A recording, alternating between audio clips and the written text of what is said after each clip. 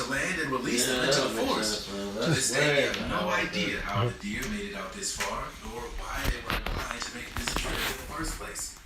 Before we move on, if you don't smash the like button, subscribe, and click the notification bell today, it, the crown, will appear under your bed tonight.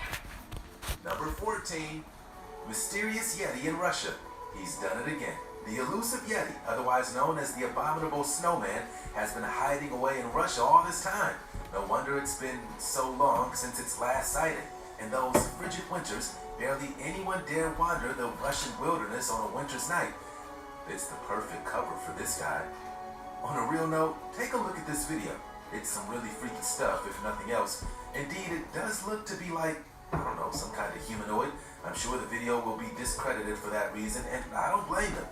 It could have just as quickly been a friend of the driver who hopped out and crossed the street to create some internet buzz. On that note, if it wasn't someone that you know who sat the car right there for this creature, then you're nuts. Some people see a shadow in there, I don't think they see, about this beast, all kinds of weird shit. Yeah. Apparently, this driver does, as they stop and use their light to search for the creature in the darkness of night. If that were me, I'd hit the gas and never look back. Number 13, the WOW signal. In 1969, aboard the space station, a mysterious sound pierced through the radio system they used to communicate with Earth.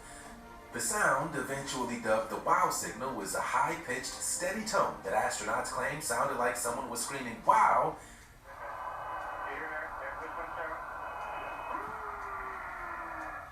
And if that wasn't eerie enough, the astronauts were on a mission exploring the moon's dark side, a still relatively unknown place of discovery.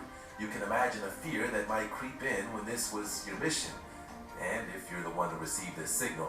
At first, NASA claimed that the strange sound was radio interference, but from that, another question was born. Something was undoubtedly transmission, but experts were clueless with no way to trace or understand what the signal was. What could that signal have been? Wild speculation has been abundant since the event. The signal is an alien transmission. It's in a language we don't understand, and the tones are just too high for humans' ears to hear. And on they went. The truth is, we have no idea what happened that day or where that signal came from. It's also worth noting that since that day, we've heard many strange sounds in space. It's not a wow, but different roars, singing, and other strange sounds that only add to the infinite mystery that is outer space. A lot of weird shit out there, man. Bigfoot, British Columbia. Well, you can only imagine what's out there. It's essential we give his relatives some love as well, don't you think? The two are often confused as one and the same, but I'm here to tell you that there is a difference.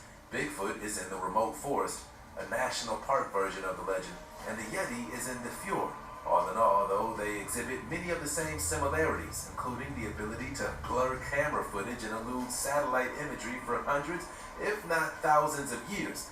The sightings have been mainly in the Pacific Northwest, with recent... They can't never get a clear picture. Never. Yeah. So it's just like a crock of shit.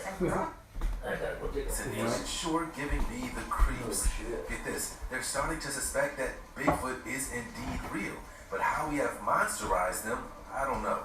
I've never seen a moose walk and step, and not show signs of a four-legged moose. Ancient tribes are existing around the world in the most remote locations. They stay away from significant civilization. Are Bigfoot sightings really just a few of these hairy humans going rogue from the strict rules of their own village? We don't know, but more and more evidence suggests that that may be true. Imagine if that turned out to be true, though. What could these masters of illusion and secrecy teach us? Would they teach us anything?